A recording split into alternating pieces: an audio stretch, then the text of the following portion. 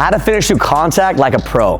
We're gonna break down, number one, how important it is to have a protective shoulder when you finish. Number two, how to bump in air, but also how to bump with a dribble. And then the third thing is how to manipulate the ball away from that defender so that you always have enough room and separation to get your finish off clean. Let's break it down. So the first thing we need is a protective shoulder. If I drive in and land, but my shoulder's back here, notice the ball is exposed. A good rule to follow is anytime I land, I really want this shoulder pointed across my body. So in this example, I'm at the block, my shoulder is pointed to the opposite block. The good news is when I go up to finish, I have my shoulder, my elbow, my arm. All of this can protect the ball as I go up, but I can only do it if my shoulder is in this position. Don't open up and allow him to get the ball. Get that shoulder in front and protected so now you can actually be in a position to get that finish off. Here's a great drill to really help improve your shoulder protecting the ball. You're gonna start 2 dashes above the block and you're gonna have your same side foot forward. Here's the rule. Offense, you have 1 dribble, but your rule is this shoulder, whether you jump off 1 foot or off 2 feet, this shoulder has to be facing that block. The defense's rule is 1, he can't block the shot, but he can strip my pickup. So if at any point I dribble and I get the ball exposed or my shoulder's back here, he's gonna take it every time. So if I get this shoulder in front, it's gonna be hard for him to get the ball. Now let's see it unfold in real time.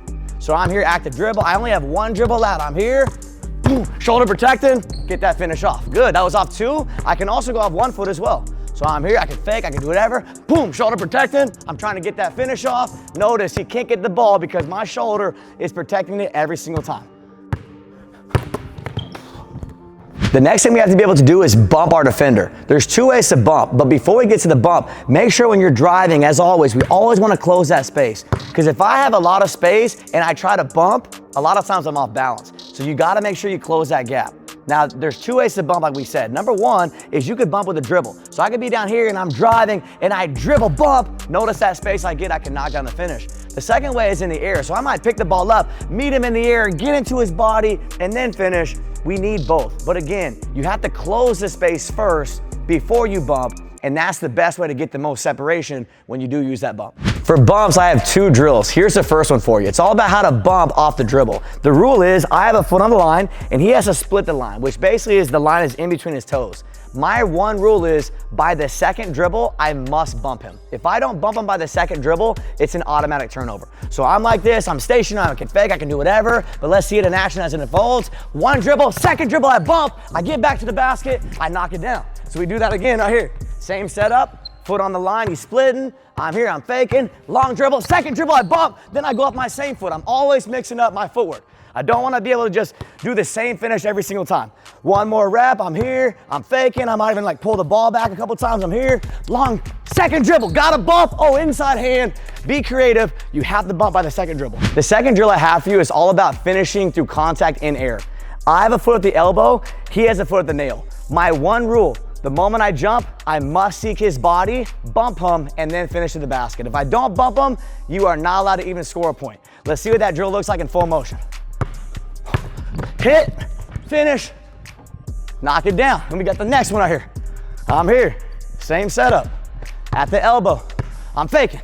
I'm doing this. Boom, I take off. I hit him, bang, hit him. Gotta finish, extend that ball, work on it. Next thing we need is the ability to manipulate the ball. So I could bump, I could protect my shoulder, but if I go forward like this, he can still get a hand on there. So if I realize his hand is on my inside, I gotta manipulate the ball to my outside.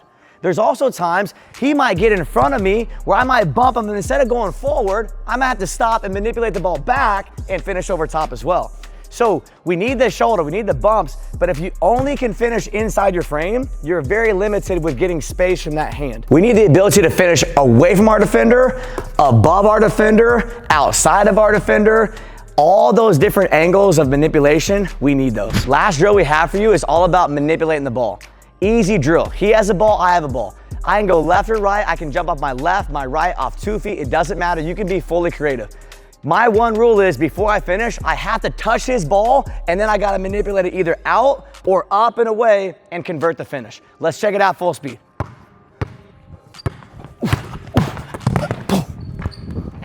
That's 1 rep. Again, I can go left or right, and again, look, I'm here, I'm at a new spot now, so maybe I'm at the wing. I'm here, taking off. Boom.